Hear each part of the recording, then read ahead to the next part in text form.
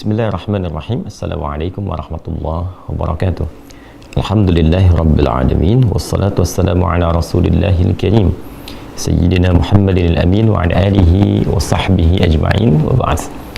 Saudara-saudariku, semoga di subuh ini, khususnya dari Indonesia, waktu bagian barat, dan tentunya terhubung dari berbagai tempat yang boleh jadi terdapat perbedaan waktu saat kita terhubung saat ini, namun demikian tidak menghalangi kita untuk bersyukur pada Allah Subhanahu wa Ta'ala bahwa kita diberikan kesempatan untuk berkehidupan. Semoga kita senantiasa dibimbing, dirahmati dan dimuliakan oleh Allah Subhanahu wa Ta'ala.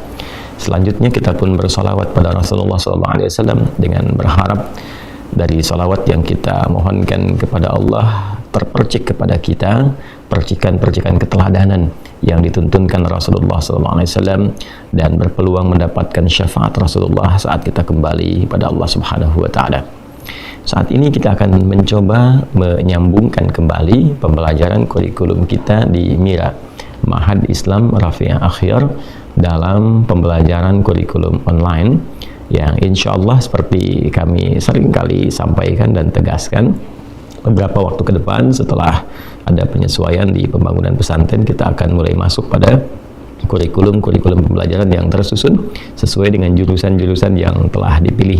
Sudah ada 5-6 spesialisasi ya, yang sebelum pandemi bahkan kita telah belajar offline. Baik teman-teman sekalian, nanti kita akan sampaikan itu semua di akhir pembahasan. Kita akan melanjutkan terlebih dahulu materi yang telah kita kurikulumkan dari pembahasan seputar akidah. Kemudian setelah itu kita masuk ke bab salat ya. Bagi yang baru bergabung, teman-teman dipersilahkan untuk merujuk kajian yang telah kita uraikan sedemikian detail insyaallah di pertemuan-pertemuan yang lampau. Khususnya kita sediakan satu kanal pembelajaran di channel YouTube MIRA Ma'had Islam Rafi'ah Akhyar. Di pertemuan yang lalu kita telah juga menyelesaikan pembahasan tentang amalan-amalan pasca salat, ke zikir dan turunan-turunannya. Sekarang kita akan membahas dari amalan turunan-turunan salat sunnah ya, amalan turunan salat sunnah. Dan di kesempatan ini kita akan memulai dengan satu salat yang mendapatkan perhatian tinggi di dalam Al-Quran, juga dalam hadis-hadis Nabi SAW dengan rincian-rincian yang sangat luar biasa, keutamaan-keutamaan yang juga ditampilkan sangat penting baik dalam Al-Quran ataupun juga hadis-hadis Nabi Muhammad SAW. Yang dimaksud adalah salat tahajud. Hari ini kita akan ambil bagian pertama karena waktu kita juga cukup singkat. Kita akan bahas tentang pengertian, keutamaan, dan tentunya perbedaan antara sholat tahajud dan sholat lail atau qiyamul lail. Bismillahirrahmanirrahim. Di antara sekian sholat sunnah atau dikenal juga dengan nafilah, kita berikan dua perbedaan ya dari istilah. Jadi kalau disebutkan nafilah, maka itu yang dimaksud perbedaan jenis sholatnya ya. Jadi sholatnya dengan sholat apa? Fardu. Jadi ada yang diwajibkan yang 5 waktu itu 17 rakaat ya. Ada yang tambahan dari yang pokok itu, tambahan dari yang wajib. Nah, tambahan dari yang pokok, dari yang wajib itu disebutnya dalam Al-Quran dengan nafilah ya, sesuatu yang diikutkan pada yang pokok, yang kalaupun tidak ada sesuatu itu, yang pokok tetap utuh ya, tapi ini akan berpengaruh pada keindahan, kebaikan, kesempurnaan. Kita ambil contoh misalnya dalam bahasa Arab, kalau teman-teman misalnya lihat kerbau, sapi dan seterusnya gitu ya, nah itu punya ekor kan ya, ada ekornya ya. Nah sapi tanpa ekor misalnya kan tetap sapi ya, kelihatan dari rupanya, depannya dan seterusnya, tapi kelihatannya ada sesuatu yang kalau ditambahkan ekor itu terlihat jadi lebih sempurna kan ya, jadi lebih bagus, lebih indah. Nah itu dalam bahasa Arab, tambahan ekor itu kalau dimasukkan itu nafilah namanya ya, nafilah. Baik, jadi sesuatu yang bertambah pada yang pokok, ditambahkan pada yang pokok, yang dengan tambahan itu menjadikan kesempurnaan itu menjadi bertambah, lebih baik, lebih bagus ya, disebut dengan apa? Nafilah. Jadi di dalam Al-Quran kita akan dapati salat yang menjadi tambahan tambahan pada yang pokok, ya. Yang pokok ini ada yang fardu atau kita kenal dengan wajib, salat wajib. Ini yang 5 waktu, 17 rakaat. Ya. Sementara yang dimaksudkan tambahan dari yang pokok, harap digarisbawahi, bukan menambah bilangan yang pokok. Ya, dari 5 jadi 6, dari 17 misalnya jadi 18 atau 20. Tidak, bukan itu yang dimaksudkan. Tambahan dari yang pokok itu disebut dengan nafilah. Ya.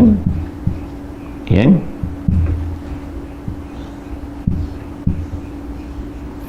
Disebut dengan nafilah, memberikan kesan secara kiasan kepada kita semua bahwa kata nafilah berarti sesuatu yang menyempurnakan.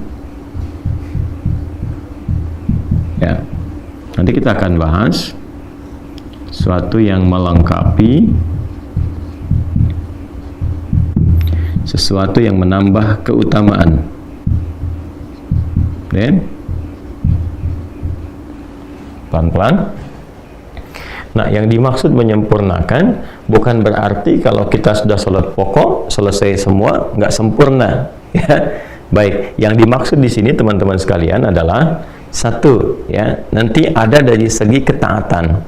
Jadi ketika seseorang menunaikan sholat nafilah di luar sholat yang pokoknya, maka seakan-akan ia menyempurnakan, menambah kesempurnaannya ya dalam hal menaati Allah Subhanahu wa taala, bertambah ketaatannya, lebih sempurna lagi, gitu kan?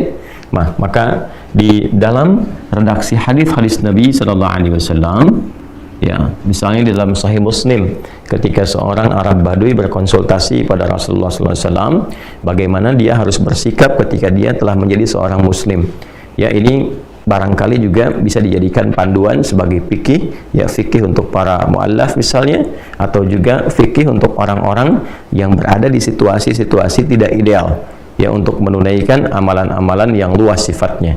Ya, jadi Nabi SAW memberikan pesan kepada orang ini, karena orang Baduy ini ya tinggal di tempat yang tidak biasa, nggak setiap waktu bisa menemukan masjid, nggak setiap saat bisa bangun malam karena dia pindah-pindah, mungkin kena badai, mungkin dingin dan sebagainya.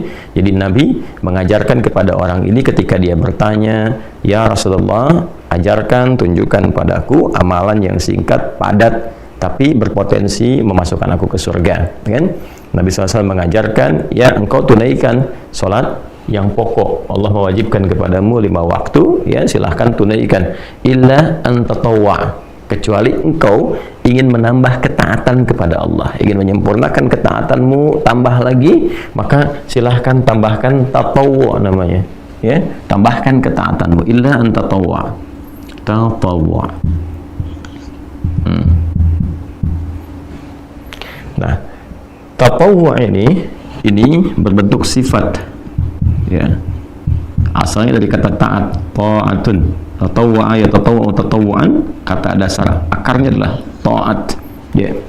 Jadi ketika seorang menambah ketaatannya kepada Allah dengan menambahkan amalan-amalan di luar yang pokok, di luar yang fardu, seperti hadis tadi ketika Nabi mengatakan kalau engkau pengen tambah ketaatan, silahkan tunaikan yang sunnah-sunnah. Ya, maka dengan menambah tambahan-tambahan di luar yang pokok itu, dia sedang menyempurnakan ketaatannya kepada Allah Subhanahu wa taala.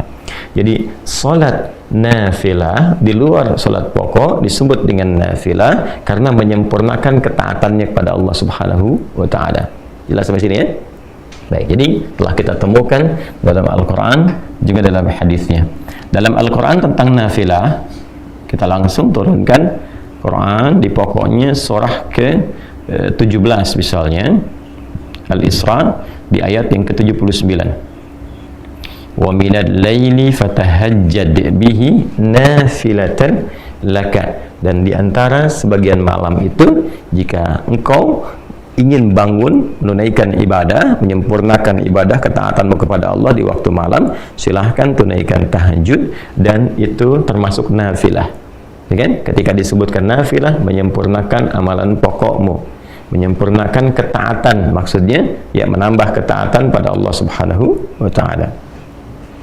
Yang kedua, melengkapi. Apa yang dimaksud dengan melengkapi di sini? Ya, yang dimaksud bukan melengkapi jumlah bilangan rakaatnya, kan? Jadi bukan berarti oh ini ada yang kurang, tambahkan. Jadi kalau saya misalnya lupa sholat subuh, kan? Tadi karena terlalu ngantuk misalnya ditunaikan 1 rakaat dan juga lupa tidak sujud sahwi dan seterusnya, kan? Nah itu babnya berbeda, bukan ditambah dengan sholat sunnah. Ya, nanti ada tambahan-tambahan untuk melengkapi bilangan-bilangan yang pokok itu, ya, entah itu nanti dengan mengulang kembali kalau diduga yang pertama ditunaikan itu memang betul-betul tidak khusyuk, tidak maksimal sehingga mengeluarkan dari sifat-sifat benarnya menunaikan sholat, ya, atau nanti ada mekanisme lain yang tidak sama dengan amalan-amalan yang nafilah. Maka yang dimaksud di sini adalah melengkapi kekurangan-kekurangan sifat, ya, yang terkait dengan satu bisa kekhusyuan, ya kan? Nah, boleh jadi ketika menunaikan sholat tadi misalnya sholat subuh waktu Indonesia bagian barat, ya kan? Ya ada dari kita 2 rakaat itu dapat khusyuknya misalnya 1,5 rakaat. Nah, sebagiannya ada yang menerawang kemana dan sebagainya, ya kan? Ya, ada yang dapat khusyuknya misalnya 1 rakaat dan sebagainya. Nah, yang menyempurnakan, melengkapi dalam konteks ini kekhusyuan yang dimaksudkan, sehingga pahala yang didapatkan ya tetap disempurnakan dengan amalan-amalan ini, kurangnya dicari dengan nafilah, Nah, inilah fungsinya disebut dengan nafilah, menyempurnakan, melengkapi ya nilai-nilai yang terdapat dalam amalan fardu yang dirasakan kurang. Seperti halnya apa? Kekhusyuan, atau juga dalam konteks pahala. Ya, hadisnya sangat viral sekali. Masih ingat ya? Inna awwala ma yuhasabu bihil 'abdu yaumal qiyamati as-shalah. Ya, sungguh amalan pertama yang akan dihisab di hari kiamat itu, kata Nabi sallallahu alaihi wasallam, adalah salatnya. Idza salahat salaha sa'iru amali wa idza fasadat fasada sa'iru amali. Jika salatnya terindikasi baik, maka ini memberikan sinyal yang baik bagi amal-amal lainnya. Namun jika sholatnya bermasalah, maka ini memberikan kesan ada persoalan pula di amal-amal yang lainnya. Karena itu nanti kita akan temukan di bab-bab sholat itu dampaknya kepada amalan lain, bahkan kepada perilaku sangat tinggi. Ya, seperti dampak sholat terhadap iman. Itu banyak di Quran, nanti disebutkan sholat bahkan dengan diksi iman. Ya, wa ma kana Allahu liyudhi'a imanakum. Quran surah kedua Al-Baqarah ayat 143 itu kan. Dan Allah tidak akan menyia-nyiakan sholat yang kau tunaikan dengan imanmu. Dan sholat di sini sebut langsung dengan iman. Ya, kemudian juga Nabi mengatakan, ya al-farqu bainal mu'min wal kafir tarkus shalah. Kalau engkau ingin bedakan antara orang yang punya iman dengan orang yang tidak beriman, ya lihat pada perilakunya, apakah dia mengerjakan sholat atau tidak. Nah, jadi ada pengaruh sholat kepada aspek keimanan.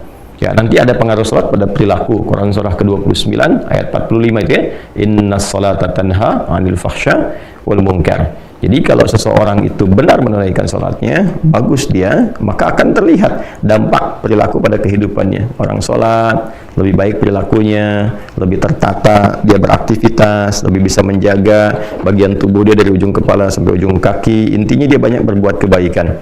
Sehingga dari kebaikan ini dia bisa mengatur amal-amal turunan yang lainnya. Udah pasti tuh kalau sholatnya benar, dia pasti bercita-cita pengen haji, pengen umrah, dia pasti ingin berzakat, kan? Dia pasti ingin dekat dengan Al-Quran. Jadi modal pertamanya sholat. Itulah sebabnya kenapa anak-anak di usia 7 sampai 10 tahun pendidikan dasarnya sholat. Ya, bukan manasik ya. Walaupun tidak salah anak-anak TK, SD diajarin manasik, tapi yang diperkuat sholatnya dulu ya. Sholatnya dulu itu yang fokusnya teman-teman sekalian. Nah, kembali ke sini ya. Dari hadisnya nanti kalau kita akan teruskan, ketika seorang hamba terlihat bahwa dalam sholat pokok yang ia tunaikan itu ada yang kurang maksimal dari kehusyuannya, sehingga pahala yang diraih pun tidak optimal, maka Allah perintahkan kepada malaikat untuk melengkapi itu semua dengan catatan sholat-sholat nafilahnya. Ya, sholat-sholat apa? Nafilahnya. Nah, karena itulah kemudian dalam konteks ini sholat-sholat yang nafilah yang menyempurnakan ketaatan kepada Allah Subhanahu wa taala juga dihukumi dengan sunnah. Nah, sunnah.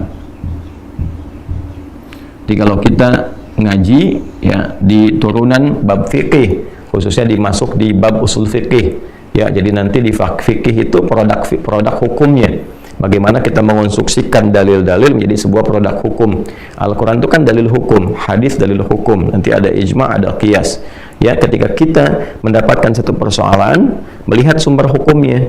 Nah, sumber hukum ini ketika kita ingin meramu ini, ya, mengkonstruksikan persoalannya sehingga mendapatkan dari sumber hukum ini isyarat hukum, maka ilmunya yang mengatur itu fikih namanya, sehingga keluarlah produk hukum. Apakah ini halal, ini haram, dan sebagainya. Tentu merumuskan ini nggak sembarangan. Ada petunjuknya, di Islam itu lengkap sekali. Jadi ada langsung petunjuknya dari Nabi Shallallahu Alaihi Wasallam. Begini cara merumuskannya, seperti ini cara menetapkannya, menentukannya, dan sebagainya. Dari mulai bagaimana Nabi memberikan penjelasan untuk memahami tafsir Al-Quran, lalu menerangkan kepada kita dan menunjukkan begini menafsirkan dan mempraktekannya lewat hadis, dan setelah itu menguji sahabat bagaimana kemampuan mengkonfigurasikan dan memitigasikan persoalan-persoalan untuk diberikan pandangan hukum.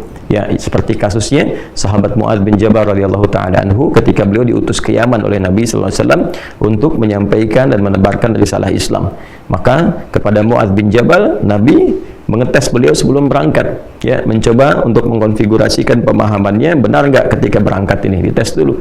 Nah, itulah tugasnya para dai sebelum berangkat tuh, lengkapi diri dengan pengetahuan, kemampuan juga untuk memahami sumber-sumber hukum Islam, ya, sehingga Nabi memastikan kalau engkau nanti ingin memutuskan perkara, bagaimana caramu melakukannya. Maka kata Mu'adz, saya akan melandaskan semua apa yang akan saya jawab itu, pertama saya lihat sumber hukumnya dari Al-Quran, ya, setelah itu dari mana? Ya, dari hadis. Setelah itu kalau engkau ingin memutuskan itu, engkau tidak dapat langsung lihat dalilnya spesifik di Quran, juga di hadis, bagaimana? Ya, ana ajtahidu bira'i, kata beliau, saya menggunakan pendekatan, ya, pemahaman saya yang bersumber dari Al-Quran dengan hadis. Jadi dikonfigurasikan, oh ini seperti ini nih memahaminya, ini ada ayatnya, ini ada hadisnya, lihat isyaratnya kemana, begini hukumnya. Dan nanti yang luar biasa membaca itu, ya, untuk merumuskan pola hukum di turunan fikih sehingga menjadi kaidah-kaidah fikih, diantaranya Al-Imam Asy-Syafi'i dengan kitabnya yang sangat terkenal yaitu kitab Ar-Risalah yang dikodifikasikan, dibukukan dari hasil surat menyurat beliau, ya, dengan seorang pembesar yang meminta petunjuk, dijawab, minta petunjuk, dijawab oleh Al-Imam Asy-Syafi'i, lantas itu kemudian dibukukan.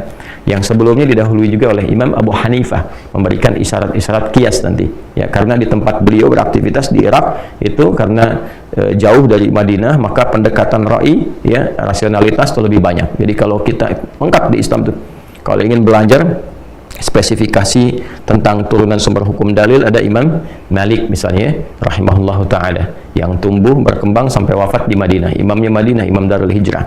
Kalau kita ingin belajar tentang logika dalam agama, bagaimana memahami ini secara logika, bagaimana memahami hukum ini secara pendekatan logika, maka ada Imam Abu Hanifah An-Nu'man. Ya, kalau kita ingin menggabungkan keduanya, ada Al-Imam Asy-Syafi'i.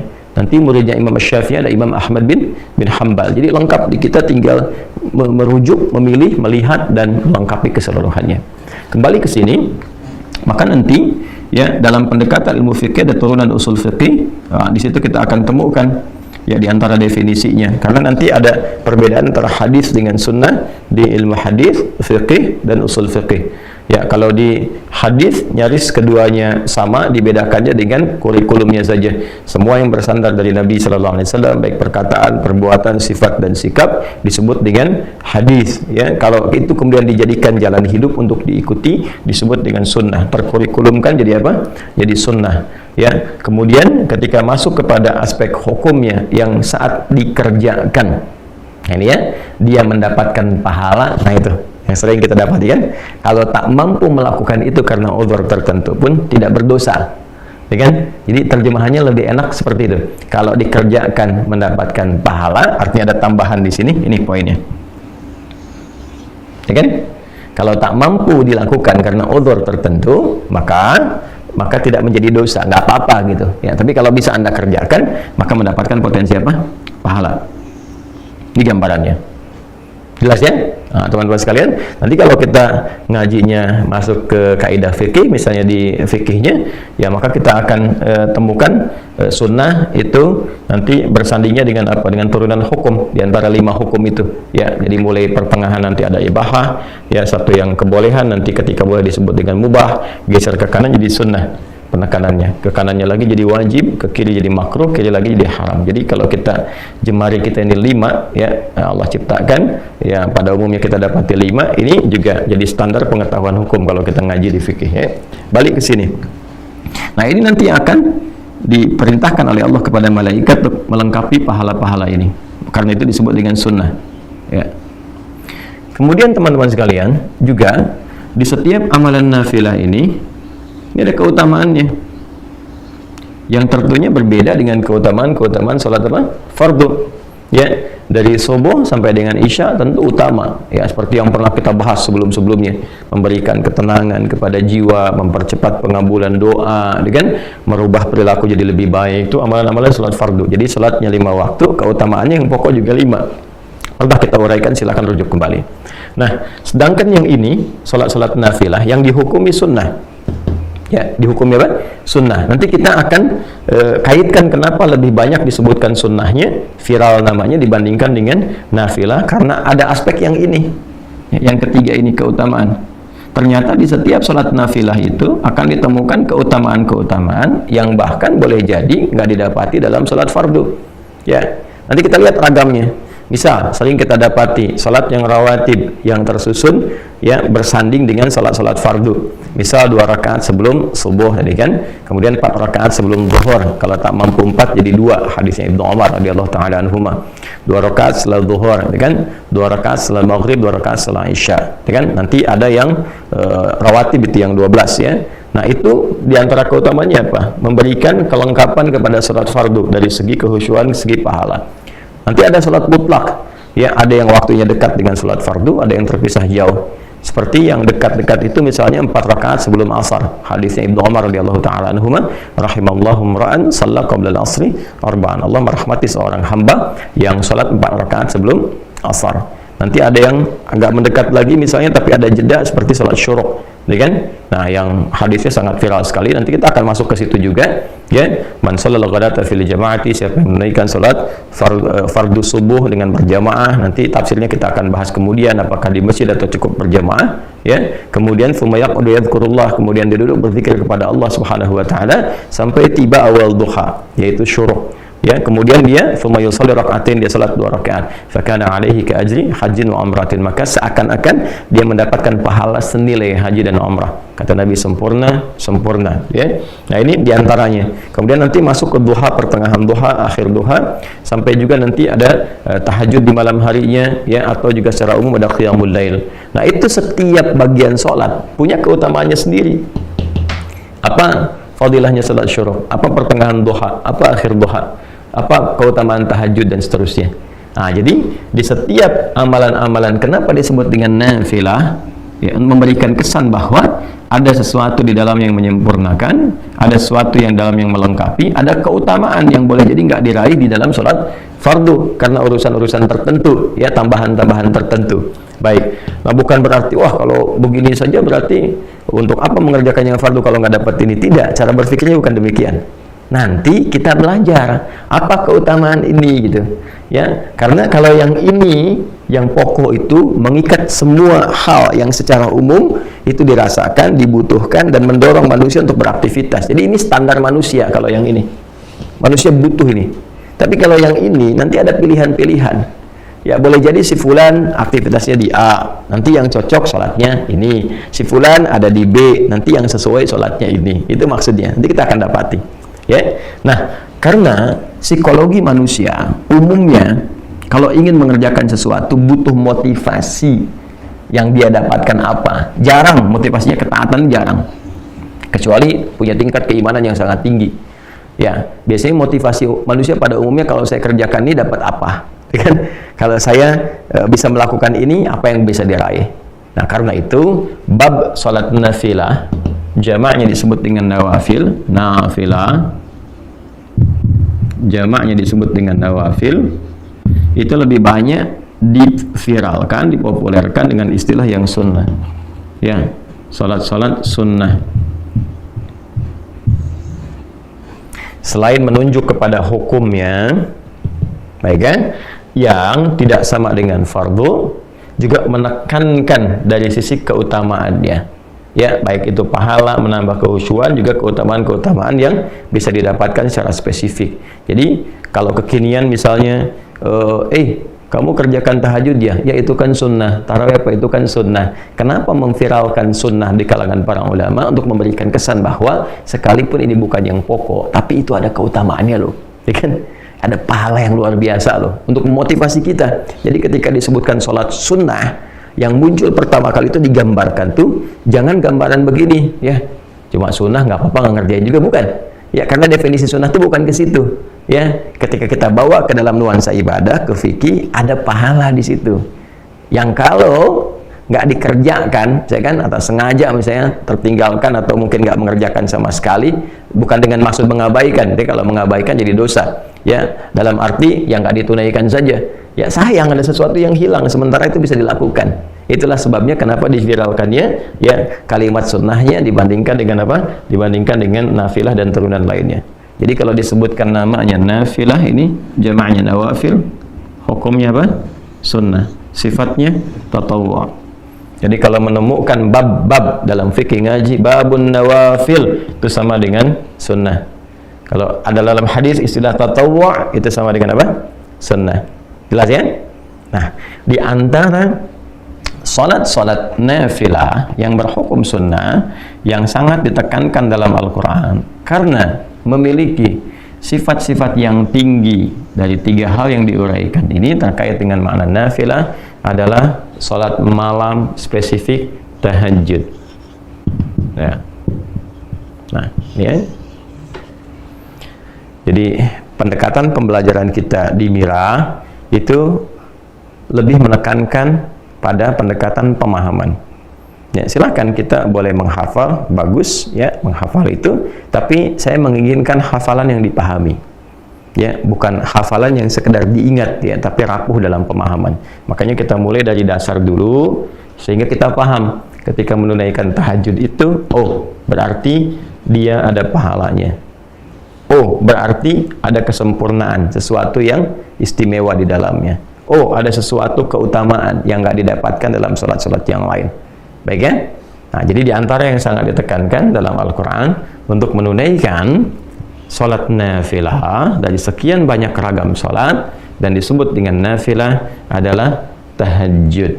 Baik, dalilnya Quran surah 17 ayat 79. Wa minal laili, kan? Baik, wa minal lail fatahajjad B.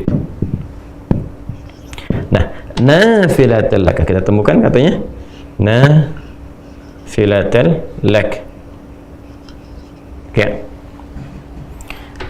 Wa minal laili, dan dari sebagian malam ya, fatahajjad, maka bergegaslah engkau untuk bangun menunaikan tahajud nafilah. Kita temukan kata nafilahnya ya. Sekalipun sholat itu bukan sholat yang pokok yang ditetapkan untukmu ya, itulah bagaimana Allah sangat memahami dan mendetil pada keadaan hambanya, karena memang Allah penciptanya ya. Tidak semua hambanya memang ya memiliki motivasi yang mendorong ia untuk bisa bangun di malam hari menunaikan sholat. Karena itu Allah memberikan tugas kepada kita yang pokok itu, yang umumnya seluruh hamba itu secara general bisa melakukannya. La yukallifullahu nafsan illa wus'aha. Nah, di atas yang pokok ini kita diminta untuk menambah ketaatan. Ayo optimalkan nih karunia yang Allah berikan. Di waktu malam itu juga ada keutamaan-keutamaan buru, ya kan? Tingkatkan ketaatan dirimu, tingkatkan kemampuanmu, maka ditempatkan hukumnya sunnah ya, amalannya nafilah, supaya juga tidak terlampau memberatkan kepada hambanya, tapi memotivasi untuk mengajar bagi siapa yang ingin mencapai keunggulan. Okay? Nafilatul lak, sekalipun itu hanya nafilah ya untukmu, laka ya, untuk kita hamba-hamba Allah pada umumnya. Kalau nanti kalau ke Nabi itu berbeda pendekatannya. Jadi ini yang di luar Nabi, kepada kita pada umumnya. Tapi nanti ada keutamaan-keutamaan di dalamnya, kata Allah ya, yang akan diterangkan setelahnya. Jadi yang pertama kita jelaskan dulu status tahajud itu, teman-teman sekalian. Statusnya masuk dalam kategori nafilah. Hukumnya apa?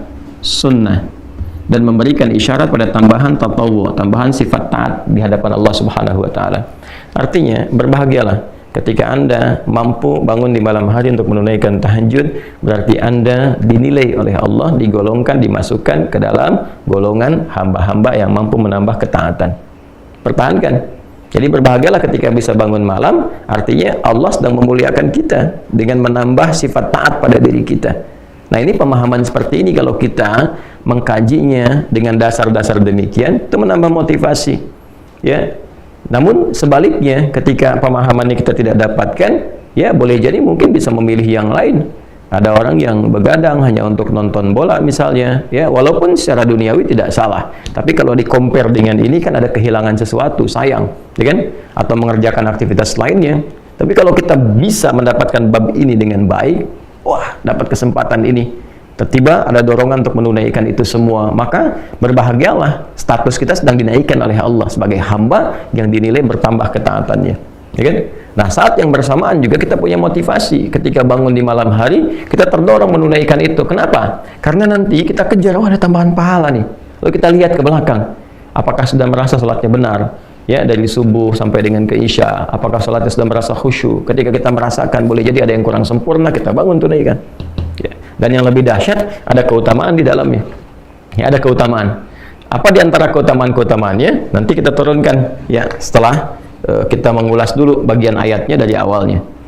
Ya. Al-Quran, teman-teman sekalian,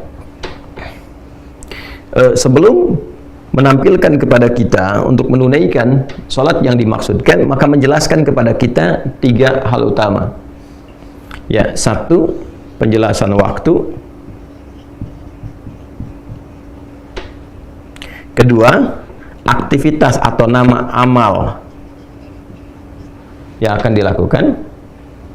Yang ketiga, menunjukkan keutamaan dan status hukum. Ya. Waktu, amal, keutamaan, dan status hukum. Nah, yang menarik teman-teman sekalian, ini cara kita mengkaji. Boleh kita mengkaji dengan pendekatan-pendekatan, misalnya mengawalkan, bisa membahas waktunya dulu, atau kita juga bisa membahas keutamaannya dulu untuk menghadirkan motivasi, lalu setelah itu baru mulai ke teknis dengan menentukan waktu. Bisa jadi demikian. Nah, kita terangkan tadi, selesaikan di pertengahan dulu, ya, khairul umuri awsatuha, hal yang terbaik menerangkan yang tengah-tengahnya dulu, ya, baru setelah itu kemudian kita masuk kepada 2 pilihan bagian, baik waktu ataupun keutamaannya. Nah, tahajud, kita masuk ke sini dulu. Apa itu tahajud? Yang terkait dengan waktu seperti tadi yang saya sampaikan, teman-teman sekalian, tahajud itu asalnya dari kata tahajjada, ya tahajjadu, tahajjudan. Kita uraikan di sini. Ya, saya mesti menguraikan dari turunan yang lebih detail, karena kalau saya langsung ke pokok katanya, boleh jadi ada sebagian teman-teman yang mungkin mengawali pembelajaran di ilmu sorof, di tasrif, gitu kan, tidak ke ilmu lughah, ke atasnya belum sampai, ya tidak ke pokok, sehingga terjadi di situ lompatan-lompatan yang kadang-kadang mungkin dari sebagian teman-teman tidak sampai ke sana, ya, karena alhamdulillah kita kan memulai juga dengan spesialisasi bahasa Arab gitu ya. Kayak kalau saya bilang nanti langsung dari hajada, boleh jadi yang belajar tasrifnya dari sorof belum ke lughah yang agak ke atas sedikit, menyimpulkan salah misalnya, ya, maka kita urutkan secara agak lebih mendetil. Dari kata tahajjada, ini tahajud. Dari kata tahajjada, tahajjada, ya tahajjadu, tahajjudan. Tahajjad itu pokoknya dari kata hajada. Ini akar katanya. Hajada. Singkatnya ditambahkan tak di depannya. Kemudian tasydid sebelum akhirnya. Ya. Nah, agak cepat. Hajada ini akar kata awalnya, akarnya. Ini bermakna satu aktivitas, ini amal perbuatan. Satu aktivitas yang dikerjakan di malam hari setelah diawali dengan tidur terlebih dahulu. Jelas ya? Jadi awali dengan tidur, bangun, beraktivitas. Itu hajada pokoknya. Baik ya? Nah, kalau kita ingin tambahkan ini dalam bentuk kesungguhan, serius pengen bangun nih di malam hari untuk beraktivitas, kan? Maka tambahkan ta di depannya. Ini fungsinya nih, ya, secara bahasa. Lalu kalau ingin mengisyaratkan bahwa aktivitas itu nggak mudah dilakukan, nggak semua orang bahkan yang ketika bangun langsung bisa mengerjakan aktivitas itu, kan? Ya, pengen ngerjainnya jam 3:30, bangunnya 2:30, berusaha udah bisa bangun tuh, kan? Tapi tiba-tiba kemudian dia duduk dulu, tahan ngantuk, begitu sadar jam 5, kan? Bisa terjadi demikian, ya. Nah, maka untuk memberikan kesan kesungguhan, dan itu tidak mudah, butuh motivasi 2 kali lipat, double. Sesuatu yang double itu yang menunjukkan kesan mesti tambah, ya, untuk berlipat, itu tasydid disebutin dalam bahasa Arab. Jadi asalnya menyatukan 2 harakat, yang satunya itu mati, yang satu hidup, ya. Misalnya ini ada hamzah a, ini waw pertama mati, kedua hidup, awal. Maka untuk bisa mempersingkat ini dijadikan satu huruf, tambahkan tasydid, maka double, menyatukan 2 menjadi 1. Yang satu sukun, yang kedua apa? Berharakat. Jelas, ya? Ini dari kajian dasarnya. Tapi tasydid juga seakar dengan syiddah, sesuatu yang nggak mudah. Jadi kalau kita ngaji fikih bahasa, kita akan dapatkan biasanya pekerjaan-pekerjaan yang tidak mudah dikerjakan, sehingga butuh motivasi double, 2 kali lipat. Ya, itu secara psikologisnya dia ditambahkan tasydid sebelum akhirnya. Maka berubahlah dari kata hajada menjadi tahajjada, memberikan kesan bahwa kesungguhan, keseriusan untuk mengerjakan aktivitas di malam hari setelah tidur terlebih dahulu, walaupun itu tidak mudah dilakukan, tapi dia menumbuhkan motivasi berkali lipat untuk mewujudkan itu. Nah, sifatnya, karakternya disebut dengan tahajud namanya, ya. Tahajud nih. Ini di Quran kembalinya ke sini, ke kata kerjanya, untuk menunjukkan pekerjaannya. Ya, wa minal laili, dan dari sebagian malam. Minnya sebagian, menunjukkan 2 kesan. Ya. Kesan pertama, nggak harus semalam suntuk penuh untuk menunaikan ibadah ini. Ya, cukup sebagiannya lah yang Anda pandang Anda bisa mengerjakan itu secara ideal, sesuai dengan kelapangan Anda. Ya, misalnya kalau Bang ada Isya istirahat, sekarang jam 8, misalnya istirahat jam 9, ya, bangun di pertengahan malamnya dengan memberikan kesan bahwa ya saya bisa bangun jam 1 misalnya, silahkan kerjakan. Jam 2 misalnya, silahkan.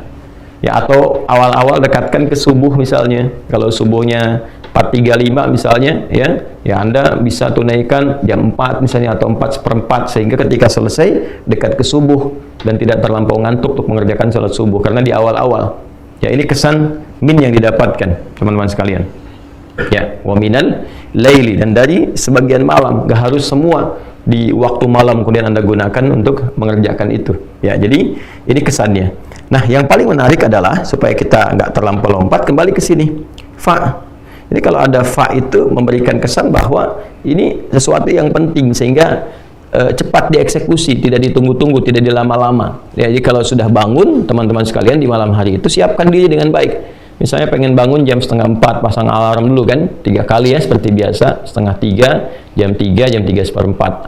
Alarm pertama matikan, alarm kedua siap-siap, yang ketiga sudah ya ready lah ya untuk persiapan itu. Maka kalau sudah siap itu pakai fa, cepat segera tunaikan, jangan pakai jeda gitu, langsung eksekusi. Kemudian tak, ya serius dah, maka cepatlah bersungguh-sungguh kan untuk menunaikan sholat. Kan, bangun, tunaikan sholat, sekalipun tidak mudah kerjakan, tumbuhkan motivasimu 2 kali lipat, lebih dari yang biasanya untuk mengerjakan itu. Itu cara memahaminya. Ya, dan dari sebagian malam, gak harus sepenuh malam kau kerjakan itu, ya kan? Silahkan, cepatlah engkau bisa bangun, walaupun itu tak mudah untuk kau kerjakan, cepat kejar dengan serius, ya kan? Tambahkan motivasimu 2 kali lipat dari sebelumnya, tunaikan sholat, ya, yang didahului dengan tidur terlebih dahulu. Ya, jadi ini syarat kedua dari min ini. Ya, dari min ini gunakan waktunya untuk istirahat dulu. Ya, jadi bukan begadang malamnya tunaikan, tidak. Nanti itu perbedaannya dengan qiyamul lail. Kalau qiyamul lail nanti itu lebih umum sifatnya. Termasuk di dalamnya nanti sholat-sholat yang sifatnya bisa ditunaikan sebelum tidur. Ya, misalnya Anda mau kerjakan 4 rakaat sebelum tidur. karena diduga malamnya nggak bisa bangun misalnya kan, maka setelah sholat isya, sholat sunnah 2 rakaat rawatibnya, ya Anda misalnya sholat 2 rakaat atau 4 rakaat tutup dengan witir sebelum tidur. Nah itu masuknya kategorinya qiyamul lail bukan tahajud. Ya, qiyamul lail bukan tahajud. Itu perbedaan qiyamul lail dengan tahajud. Jadi kalau qiyamul lail itu sifatnya lebih umum. Ya, sholat yang ditunaikan dari mulai ba'da isya sampai menjelang sahar. Ya, karena lail itu waktunya. Nah kita masuk sini aja biar kita padukan. Lail. Nah, waktunya terbentang dari ba'da isya sampai menjelang sahar. Sahar itu waktu singkat ya sebelum fajar tiba. Amalan di waktu sahar disebut dengan sahur namanya. Ya, jadi kalau spesifiknya kalau ini ba'da isya misalnya 19.45 misal. Kalau ini subuhnya misalnya 4.35, taruhlah 15-20 menit sebelum subuh 4.15 misalnya. Kan? Nah, ini masih masuk kategori lail, ya kan?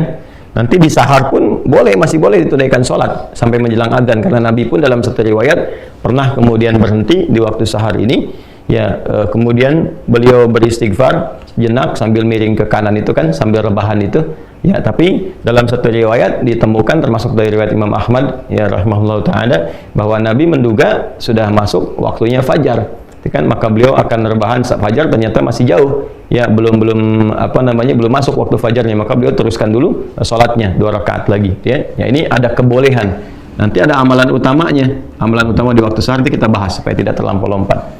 Dan dari ba'da isya sampai ke sini lail namanya ya, lail, al-lail. Jadi nanti ada pembuka malam, pembukanya muqaddimatul lail itu disebut dengan maghrib. Masuk lailnya itu isya, ya, isya nih. Jadi ini dari mulai awal-awal sampai ke pertengahan, tengah malam, ya, sampai nanti ke penghujungnya sampai 1/3 malam, sampai masuk ke sahar. Ya. Jadi kalau kita mau petakan tinggal dibagi saja. Misalnya di sini dari mulai 1/3 akhir sampai ke ujungnya, misalnya dari jam 1.30 misalnya, terus sampai dengan jam ke-4.15. Ya. Nanti kalau sudah masuk ke teknis kita bisa bahas bagaimana teknisnya kalau dikonversi ke waktu, kira-kira kebiasaan Nabi bangun jam berapa, selesai jam berapa, itu kita bisa turunkan. Ya. Baiklah teman-teman sekalian. Nah, ini dari waktunya ini, kalau ada orang misalnya dia menduga karena lelahnya luar biasa aktivitas, dia duga nggak akan bisa bangun nih jam segini nih. Maka dia memilih sholat ba'da isya, sholat sunnah 2 rakaat untuk rawatibnya, lalu dia sholat sebelum tidur nih. Ya.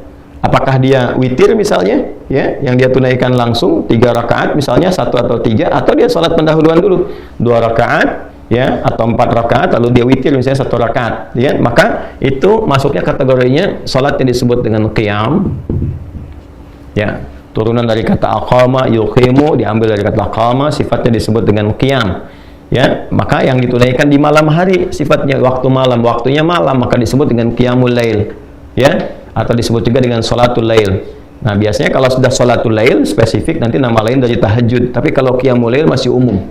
Jelas ya, teman-teman sekalian? Jelas ya? Nah, jadi kalau kita kembali ke sini, teman-teman sekalian, kalau ada istilah qiyamul lail, qiyam itu masih umum sifatnya.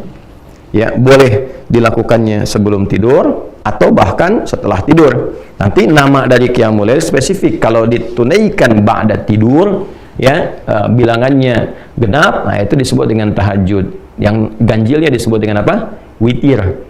Nah, spesifik nanti ada nama lain untuk menunjukkan sifat tahajud itu, kayak untuk menunjuk nama sholatnya. Jadi kalau tahajudnya nanti, oh tahajud kan aktivitas yang dilakukan malam hari, ya, yang didahului dengan tidur. Aktivitasnya apa nih spesifik? Jadi kalau orang cuma bangun, ya harus dia kerjakan apa saja, kan secara bahasa tahajud aja. Maka nanti oleh Nabi disebut dengan sholat, ya, namanya bukan sekedar aktivitas, tapi yang ditafsirkan di sini sholat. Ya, dari mana taunya? Ada kaitan dengan ayat sebelumnya, ayat 78, aqimis sholata, ya, liduluki syamsi ila ghasaqil laili wa qur'anal fajr inna qur'anal fajri kana mashhuda. Nyambung langsung ke ayat 79, wa minal laili, ya, tunaikan salat yang pokok nih, waktunya diatur kata Nabi. Allah sudah tetapkan waktunya. Dari mulai tergelincir matahari terus diurut sampai ketemu waktu isya. Nanti begitu isya ada malam nih menjelang sahar. Nah, di antara malam itu tunaikan tahajud.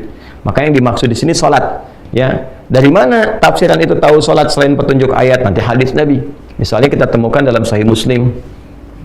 Sahih Muslim nomor hadis 749. Temukan juga di Al-Bukhari nomor hadis 990. Termasuk di Al-Muwatta nomor hadis 310, Muwatta Imam Malik tuh ya. Rawinya siapa? Kalau misalnya nanti ada beda cetakan, beda nomor, temukan rawinya nanti dari Ibnu Umar radhiyallahu taala anhuma. Apa bunyi hadisnya? Ya, hadatsana qala Rasulullah sallallahu alaihi wasallam, salatul laili mathna mathna, fa idza khashiya ahadakumul fajra falyutir rak'atan wahidah. Salatul laili, kalau engkau bangun salat malam, ini nih yang dimaksud tahajud. Maka teknisnya nanti Nabi ada yang tunjukkan 2 rakaat, di hadis itu ada yang tunjukkan nanti 4 rakaat, kemudian ujungnya 3. Nanti kita akan lihat secara teknis setelah masuk ke teknisnya. Ya. Jadi kalau ada istilah tahajud yang dimaksud salat. Ya. Waktunya ini didahului dengan tidur, silahkan bangun di pertengahan sampai dengan ke ujung malam. Ini ya. Hukumnya apa? Sunnah. Keutamaannya ada hal-hal yang luar biasa diisyaratkan dengan nafilah. Nah, apa saja rahasia keutamaannya? Setidaknya ada 4 yang paling utama. Baik kan? Yang pertama, langsung kita sambungkan ke ayat masih yang sama, ayat 79 sampai 80. Ya, nanti di ujung 79, di awal 80. Nafilatan laka asa an yab'athaka rabbuka maqaman mahmuda. Satu, tahajud itu diantara keutamaannya, ini rahasianya nih, rahasianya. Kenapa saking pentingnya tahajud ini, walaupun ibadahnya sunnah ya, sifat hukumnya, tapi sangat ditekankan di Quran karena ada rahasia di dalamnya. Ada keutamaan yang nggak bisa diraih di sholat-sholat lain, termasuk dalam sholat fardu. Satu, asa ayyab'atsaka rabbuka maqaman mahmuda. Boleh jadi dengan kesungguhan menunaikan salat itu, Allah akan menempatkanmu, mengangkatmu, menempatkanmu di tempat yang terbaik. Maqaman mahmuda, tempat atau kedudukan tinggi, karena maqam itu sesuatu yang tinggi ya, dan terpuji, terbaik. Tempat kedudukan tinggi yang terbaik. Awas, hati-hati ya, dipilihkan oleh Allah yang terbaik ya. Maqam itu teman-teman itu punya 2 arti spesifik. Bisa dia real, tempat yang tinggi, yang terhormat ya, atau juga menunjukkan sifat. Jadi dia bukan tempat dalam arti punya ketinggian, tidak, tapi sesuatu, boleh jadi juga pijakan, tapi dari situ menunjukkan satu perbuatan yang baik yang mengantarkan pada kedudukan tinggi ya, seperti Nabi Ibrahim misalnya ya. Kan kalau kita mau tawaf tuh ya, setelah dari Hajar Aswad ya, kurang jarak, boleh jadi dari situ ada 5 meteran, kan ada makam Ibrahim ya. Ya, makam Ibrahim itu sebetulnya bukan tempat wujudnya kayak kerucut bentuk kubah ke atas, bukan, itu tapak kaki. Tapak kaki. Ini Nabi Ibrahim alaihissalam itu ketika beliau akan meninggikan bangunan Ka'bah, berpijak ya, pijakan awalnya di situ posisinya. Itu isyaratnya di Quran surah kedua Al-Baqarah ayat 125. Ya, wa idz ja'alnal baita mathabatan lin-nasi wa amna wattakhidhu min maqami Ibrahim musalla. Jadi pijakan pertama untuk meninggikan bangunan Ka'bah, yang dengan pijakan itu menjadi terhormat, kedudukan beliau tinggi. Saking terhormat tingginya, Allah jadikan area itu tempat sholat ya, tinggi itu. Jadi kalau kita sudah menemukan maqam, artinya kita katakan kedudukan, tempat tinggi yang terhormat, yang terbaik ya. Nah, kenapa kuburan juga disebut dengan maqam? Memberikan kesan kepada kita bahwa sebelum meninggal bersikaplah yang baik, yang mulia, sehingga ketika engkau meninggal pun engkau dihormati, engkau punya kedudukan ya. Makanya orang-orang dulu menyebutnya ke makam yuk, ke makam yuk, ke makom maksudnya ya. Yuk lihat orang-orang terhormat ya, yang dikubur, yang kita datang berziarah ke situ, mendapatkan inspirasi dari ziarah itu, bagaimana menjadi lebih baik, ingat kematian, belajar dari orang wafat ini supaya meningkatkan ketaatan kepada Allah. Jadi semua tuh ada maknanya di Islam tuh. Itu maksudnya. Nah, amalan yang mengantarkan kita untuk mendapatkan tempat kedudukan terbaik dalam aktivitas kita ya, dan ditempatkan oleh Allah secara langsung, itu tahajud. Ini mahal. Ya, makanya saya sering agak rewel ya pada aktivitas yang sifatnya padat yang kita jalani, baik itu misalnya di bisnis, di ya diplomasi, di dunia politik misalnya, termasuk juga para ustadz, apalagi ya ustadz pengajar dan seterusnya. Nah, ini amalan yang sangat ideal nih. Ya, di kedudukan tinggi yang terbaik, yang terhormat. Ya, tinggi itu misalnya kalau di bisnis Anda berharap menjadi direktur misalnya kan. Nah, di posisi itu kan tinggi. Tapi terbaik nggak untuk Anda? Belum tentu. Ya. Nah, boleh jadi ketika Anda ada di posisi itu ternyata tempatnya, kedudukannya bagus, tapi situasinya nggak ideal. Ya, ternyata di titik itu ada sesuatu yang bisa menjerumuskan Anda pada kemaksiatan. Mulai misalnya, mohon maaf sekali, ya olahraganya juga udah beda, ya kan? Olahraga yang mengantarkan pada maksiat, pergaulannya nggak bagus. Anda belum siap di situ, belum optimal. Maka ditempatkan oleh Allah misalnya di manajer dulu, yang terbaik bagi Anda. Nanti dibimbing pelan-pelan supaya bisa memperbaiki. Nah ini, jadi kedudukan tinggi itu disifati langsung dengan mahmuda, yang ideal buat Anda, yang terbaik, yang bagus, yang pas, yang mendukung ketaatan Anda kepada Allah. Jadi dunianya dapat, akhiratnya diraih. Nanti di situ dibekal lagi supaya naik lagi. Ya.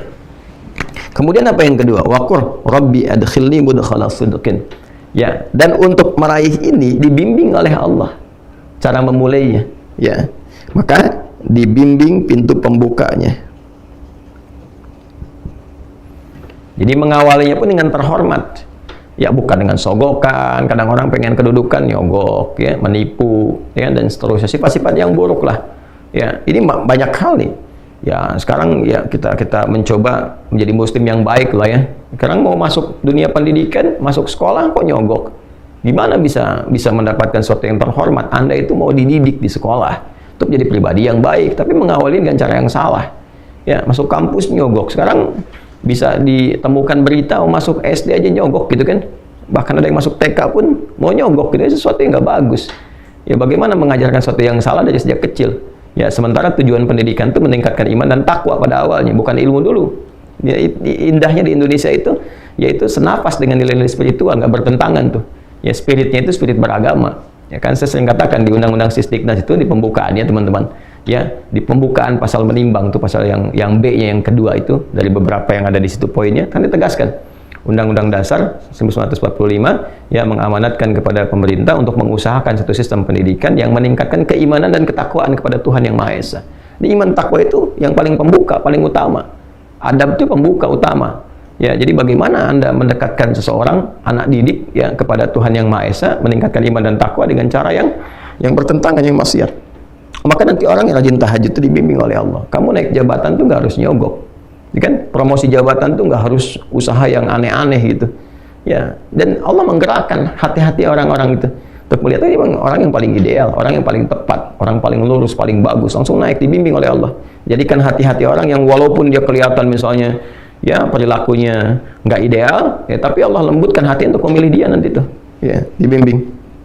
Dan kalaupun ada kesulitan, yang ketiga, dalam menjalani itu ada tantangan. Kadang kan di posisi tinggi itu, apalagi makom, posisi tinggi, pasti persaingannya lebih ketat. Ya, jadi kalau ya seringkali kan diilustrasikan dalam kehidupan itu, kalau jabatan paling tinggi seperti pohon kan, semakin naik, semakin tinggi anginnya makin kencang kan, persaingannya ketat dan sebagainya. Jadi kadang-kadang memerlukan jalan keluar, solusi. Wa akhrijni mukhrajas sidqin, maka Allah pun memberikan solusi. Pembukanya sudah baik, kalaupun ada persoalan, ya jalan keluarnya, solusinya pun solusi terbaik, dibimbing oleh Allah. Ya, apalagi situasi saat ini misalnya, ya yang orang di dunia sampaikan ada peluang resesi dari segi ekonomi, dinamika politik yang kuat secara global begini berpengaruh. Orang-orang yang dekat dengan Allah karena dia punya Allah. Anda punya harta, Anda bisa berperilaku dengan harta, punya kedudukan, membuat banyak hal ya dengan kebijakan-kebijakan. Tapi kan terbatas, harta bisa habis, kalau nggak Anda yang meninggal, harta yang hilang. Kedudukan selesai, pasti berganti, nggak ada yang abadi. Kalaupun Anda pertahankan, Anda meninggal juga. Tapi kalau kita katakan, saya punya Allah, yang nggak ada batas, gitu. Nah ini nih, kalimat ini nih teman-teman, saya punya Allah. Nah itu harus melekat pada orang Islam. Punya Allah, itu. Dan itu, Allahu Akbar, itu sebetulnya identitas yang harus melekat pada jiwa itu. Setiap muslim itu kalau sudah punya itu, udah nggak ada batas tuh. Karena dia yakin punya Allah. Bilal itu kan di dalam tanda petik ya, disiksa gitu. Ya, saya katakan dalam tanda petik karena saya itu agak sulit menemukan kata-kata yang menggambarkan bagaimana hebat dan dahsyatnya perjuangan Sayyidina Bilal bin Rabah radhiyallahu taala anhu, dan tidak layak untuk mendapatkan kalimat itu sebetulnya. Tapi sejarah kan menunjukkan bagaimana beliau diikat, ya kan, di atas batu yang sudah dipanaskan, di lapang yang panas lalu dicambukkan. Tapi karena beliau itu sudah mendapatkan nikmatnya iman, ada Allah, lihat ada Allah, tuh, saya punya Allah gitu. Maka dikatakan irtad, murtad kamu, kata beliau ahad. Ahad itu apa? Ya sifat Allah yang utama kan. Qul huwallahu ahad. Saya punya Allah kok. Jadi dicambuk pun biasa aja ahad. Disiksa juga saya punya Allah kok. Dan ketika itulah yang terjadi apa? Masya Allah, ketika seseorang mengatakan saya punya Allah, maka Allah langsung bertindak kan, karena kekuatan imannya itu. Maka datang Abu Bakar, dijalankan oleh Allah, dilembutkan, datang ke situ, dibebaskan dari status hamba budak menjadi orang terhormat. Ya, dibeli, dibebaskan. Ya, sangat terhormat. Nah ini, kalau kita punya prinsip seperti itu, maka insya Allah perbuatan-perbuatan buruk itu akan menepi dengan sendirinya. Tidak ada hal-hal yang buruk yang akan menyertai sesuatu yang didekatkan kepada Allah. Dengan sifat apapun, Anda pejabat, kalau Anda mengatakan saya punya Allah, Anda nggak akan korupsi. Anda menempuh jalan yang benar. Ya, Anda diplomat, birokrat, pebisnis dan sebagainya, pengajar, juga kalau benar-benar ustadz, kiai, habaib dan sebagainya, ya, melatih diri, saya punya Allah, dan melekatkan keimanan pada dirinya dan konfirmasi dengan kalimat Allah itu, ya idza dzukirallahu wajilat qulubuhum, disebutkan nama Allah. Kalau orang mengatakan saya punya Allah, disebutkan nama Allah, ada getaran pada jiwanya. Ya, makin tinggi makin bisa menggetarkan nanti. Maka sumpahnya nggak main-main ketika demi Allah atau kalimat Allah saja sudah bisa menjatuhkan senjata, pedang dan sebagainya. Ya, kita berjuang dulu pakai kalimat takbir kan, Allahu Akbar, gentar musuh. Ya, Nabi mengatakan Allah, maka jatuh pedang yang sedang mengancam Nabi itu. Ya, itu nggak main-main kalimat itu. Ya. Dan yang terakhir, ya, waj'alni min ladunka sultanan nasira, mendapatkan langsung pertolongan dari Allah. Nah, ini maksudnya tambahan dari yang ketiga. Dia dapat solusi, tapi kadang-kadang di posisi tinggi ini goncangannya nggak mudah. Magnitudenya juga kencang. Kadang-kadang ada yang ingin menyingkirkan, menyungkurkan, mencelakakan dan sebagainya. Ya, maka Allah langsung yang menurunkan satu skema untuk menolongnya. Dan ini yang kaitan nanti termasuk dengan surah Yasin dalam konteks pengepungan Nabi Shallallahu Alaihi Wasallam. Ya, Allah kemudian jadikan matanya tak bisa melihat, orang-orang itu ditidurkan, mengantuk. Yang mengepung Nabi 100 orang, pasukan khusus yang kalaupun ada hewan tuh bisa terasa, terlihat dan sebagainya. Tapi ya Allah Subhanahu Wa Taala berkehendak Nabi melenggang begitu saja dalam keadaan ya 100 orang pasukan khusus, pemuda-pemuda terbaik itu dalam keadaan yang tidak sadarkan diri. Ya, ini pertolongan yang Allah berikan. Jadi dalam kondisi-kondisi yang sifatnya padat, aktivitasnya kuat, dan juga tantangan serta dinamikanya juga cukup beragam dan tinggi, maka ada satu amalan, kurang lebih begitulah, yang rahasia amalan ini bisa memberikan pengantar, perlindungan, dan juga penjamin pada kesuksesan yang diharapkan. Amalan itu disebut dengan tahajud. Ya, disebut dengan tahajud karena satu, waktunya dikerjakan di waktu malam, setelah beristirahat terlebih dahulu, diawali dengan istirahat supaya lebih fresh, lebih segar ketika bangun di malam harinya. Kemudian yang kedua, tidak mudah melakukan ini karena keutamaannya juga banyak, maka butuh motivasi yang kuat, serius untuk menunaikan. Nah, diantara keutamaannya, yang pertama, Allah akan berkenan mengangkat, menempatkan hambanya yang konsisten menunaikan tahajud dengan baik dan benar ke posisi yang terhormat, yang terbaik, yang ideal untuknya. Kemudian Allah akan berikan bimbingan agar mengawali semua karir kegiatannya dengan cara terbaik, memberikan solusi terbaik, plus melindungi ia ketika ada yang mengancam atau mengganggu ia dalam beraktivitas berkehidupan dengan cara-cara yang Allah kehendaki untuk memuliakan hamba-hambanya. Ya, walaupun cara-cara itu mengantarkan kepada ajal misalnya dan sebagainya, tapi dia akan jadi orang terhormat. Ya, akan jadi orang terhormat yang dikenal, yang baik, yang mulia. Ya, kalau kematian kan kita nggak bisa tolak sesuai dengan ajal. Ya, tapi kita bisa berikhtiar bagaimana cara meninggal secara terhormat, sehingga ditempatkan bukan sekedar di kuburan, di makbarah, tapi di makom yang ketika dizarahi pun dengan cara-cara yang terhormat, menginspirasi dan diteladani. Jadi meninggal pun masih punya jariah gitu. Ya, nah ini gambarannya teman-teman, rahasia sholat tahajud. Nah, pertanyaannya belum selesai babnya. Nah, kalau sudah bangun bagaimana menunaikannya? Ya kan, dari mulai bangun, berwudu, kalau ada janabat mandi, sampai menunaikan sholatnya seperti apa tuh? Ada teknisnya. Nanti kita akan bahas di pertemuan selanjutnya. Alhamdulillah kurikulum Mira sudah berjalan kembali. Ya, pagi ini kita mulai. Ya teman-teman, Mira itu Ma'had Islam Rafi'ah Akhyar, punya dua sifat pendidikan. Satu, pendidikan yang formal, pembelajaran jenjang studinya terukur, ya, yaitu tingkat pesantren, alumninya dari SD, jadi setingkat SMP ke SMA. Nah, kita mulainya dari TK, dari PAUD, ya, pendidikan anak usia dini akhyar, Jadi dari akhir tuh diharapkan jadi sesuatu yang terbaik ya di eranya, di usianya. Jadi dari mulai tingkatan itu kita hanya menerima 40 orang, naik ke atas tuh. Nah, nanti lulus TK diharapkan dia sudah punya dasar keislaman yang kokoh ya sesuai dengan usianya. Jadi Qur'annya targetnya 5 juz, kemudian ada pendampingan ibadah, akhlak dan sebagainya. Masuk ke SD 6 tahun itu diharapkan 30 juz. Nanti selesai tinggal diinstal ilmunya. Ilmunya itulah yang di pesantren yang kita sebut Mira. Sekarang sedang kita bangun. Itu dari SMP sampai SMA. Kita siapkan skema. Jadi saya sedang nabung nih, selain ini wakaf. Masih ada peluang teman-teman. Silakan. Nanti insya Allah diharapkan akhir tahun ini sudah wujud gitu kan. Nah, kemudian mau menjelang Ramadan ini kita speed up supaya beberapa unit bisa selesai diibadahi terlebih dahulu sebelum digunakan. Ya, teman-teman masih ada peluang wakaf di nomor rekening 111 3 kali satunya 111 4444 4 kali 4-nya ya, kemudian 142 111 4444 142 10 digit di Bank Syariah Indonesia atas nama Ma'had Islam Rafiah Akhyar, Yayasan Ma'had Islam Rafiah Akhyar. Nanti yang formal itu bisa ditempati. Nah, kita juga sedang nabung supaya nanti bisa meringankan dan kita harapkan bisa gratis. Nah, setelah itu lulus S1, S2, S3 itu nerimanya 40 dari bawah tuh.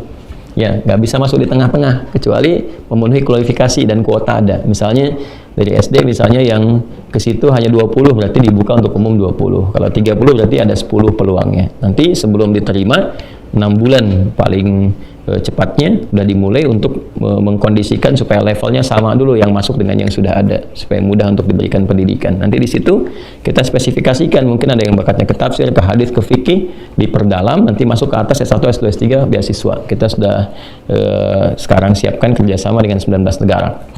Ya. Nah, kemudian ada yang semi formalnya, saya tidak sebut informal tapi semi formal karena tidak masuk secara sistem pendidikan seperti yang formal tapi pembelajaran jadi formal. Nah, inilah yang sekarang kita berlangsung online-nya yang Mira. Nah, Mira ini dibuat online-nya saat ini bagi teman-teman yang belum tahu dan ingin mendaftar ikut, langsung aja lihat di Wah Corner tuh ya, langsung ke Wah Corner, di situ ada paket pembelajarannya, ke situ masuk, kemudian install ya, kita terhubung seperti ini ya, nanti ada Zoom juga dan sebagainya, dan kita nggak ada SPP, nggak ada iuran, nggak ada apa-apa, cuman di awal itu daftar masuk Wah Corner, ada paketnya infak yang apa namanya paket itu untuk belajar, selesai, setelah itu tersambung. Nah, nanti di luar ini yang offline-nya ada, di mana belajarnya nanti di pesantren itu kalau udah selesai nanti ada undangan tuh, jadi begitu santai istirahat di akhir pekan. Nah, ini yang masuk sesuai profesi, makanya nanti yang sudah aktifkan akun mohon profesinya dicantumkan di situ, nanti pasca Ramadan sudah masuk ke sana. Yang kelas bisnis ada berapa orang, nanti dibagi nginep di sana ya, dan nggak bayar, kan kita yang bangun juga gitu ya. Nah, jadi kalau saya kurang terbiasa kalau kajian misalnya ya taruhlah khusus, nggak salah ya, daurah misalnya spesifik di hotel atau apa dan sebagainya, nggak salah, silahkan. Cuma saya lebih ingin memfungsikan apa yang sudah ada kita bangun, kita rencanakan supaya berkahnya lebih banyak ya, dan nggak ada bayar karena saya kan ngajar, kita berusaha untuk cari akhirat bukan cari dunia. Jadi kalau Anda mau infak ya infak ke tempatnya aja, untuk bangun, untuk apa, untuk kita fungsikan, nanti kita makannya sama-sama, kita rasakan suasana kehidupan di pesantren ya kan, 2 malam misalnya selesai, nanti pekan berikutnya gantian dengan yang lain. Nah, itu yang dikurikulumkan, nanti ada kelas di kesehatan, kedokteran, ada kelas di bisnis ya, ada kelas dunia diplomasi, ada kelas ibu rumah tangga, ada kelas ilmuwan dan kelas pembelajar. Ya, termasuk yang dari luar negeri pun sudah kita beberapa ya, dengan Amerika, dengan beberapa yang lain. Nanti ada summer camp, bisa nanti ikut di summer camp, programnya agak lama itu, kalau bisa sebulan sampai 2 bulan, jadi belajar tentang keislaman ya, yang disesuaikan dengan kebutuhannya. Jadi kalau dari luar negeri mau belajar boleh, nanti kalau sudah selesai kita siapkan tempat-tempatnya ya, dan di kita insya Allah semangatnya untuk berislam dengan lebih baik. Nah, ini teman-teman sekalian, insya Allah kurikulum berjalan, mudah-mudahan esok hari juga kita siapkan bersambung dari apa yang telah kita bahas. Kemudian nanti kalau udah masuk bulan Maret, Miranya spesifik untuk Ramadan ya, persiapan Ramadan, karena nanti sudah akan masuk awal-awal ke Ramadan. Jadi sudah Sya'ban tuh, awal Maret itu sudah ke awal-awal menjelang pertengahan Sya'ban ya, nanti masuk ke 22 itu sudah akhir Sya'ban, 23 atau 24 nanti kita akan bahas tuh ya, untuk masuk awal Ramadan bersamaan dengan awal Ramadan. Jadi fikihnya kita siapkan dari awal supaya saat Ramadannya kita optimal ya. Dan yang kedua, informasi pentingnya teman-teman sekalian, kita sedang menyiapkan paket-paketnya untuk pembelajaran. Nanti ada juga kejutan, ada juga yang dari sekarang kita siapkan. Nah, untuk hafalan nih, kita udah tebarkan kemarin buku paket hafalannya, kita siapkan ke Sumbawa ada 2.000 plus 300 ke pesantren di Amalelanya, jadi 2.300. Kemudian di Bengkulu kita siapkan 2.000 ya, lalu kita Riau juga kita berikan 1.000 ya, kemudian juga ada di Sukabumi kemarin ya 100 paket kita berikan, satu paket itu ada 3 buku. Nah, teman-teman yang pengen ikut ke visi ini, jadi kita berikan itu, kita sebarkan tuh secara gratis. Nanti pas Ramadan kita berikan kurikulum menghafal Quran selama Ramadan. Paketnya udah ada, tinggal dikasih bimbingan terkoneksi ya. Nah, itu kita mau bagikan gratis teman-teman. Jadi kalau mau ikutan teman-teman bisa ke rekening, lihat deskripsi aja ya. Di BSI juga tuh yang atas nama Tahajat itu ada di situ ya, tinggal dicek paketnya kemana, itu nanti difungsikan untuk bisa mendapatkan paket-paket yang akan kita sebarkan. Insya Allah optimalisasinya ada di Ramadan. Saya kira itu yang bisa kita terangkan dulu di subuh kali ini ya, mudah-mudahan ada manfaat yang Allah ridhai dan mendorong kita untuk semangat menunaikan, meraih kehidupan yang baik dan akhir yang husnul khatimah insyaallah. Terima kasih terhubung di subuh kali ini waktu Indonesia bagian barat. Semoga Allah rahmati kita semua. Allahumma taqabbal minna innaka antas samiul alim wa tub alaina innaka antat tawwabur rahim. Rabbana atina fid dunya hasanah wa fil akhirati hasanah wa qina adzabannar. Allahumma ya arhamar rahimin irzuqna ni'matat tahajjud fi hayatina ya Allah waj'alna minal mustaqimin fiha ya arhamar rahimin. Wa sallallahu ala sayyidina Muhammad wa ala alihi wa sahbihi ajma'in. Wa akhiru da'wana subhanakallahumma wa bihamdika nashhadu an la ilaha illa anta nastaghfiruka wa natubu ilaik. Walhamdulillahi rabbil alamin. Assalamualaikum warahmatullahi wabarakatuh.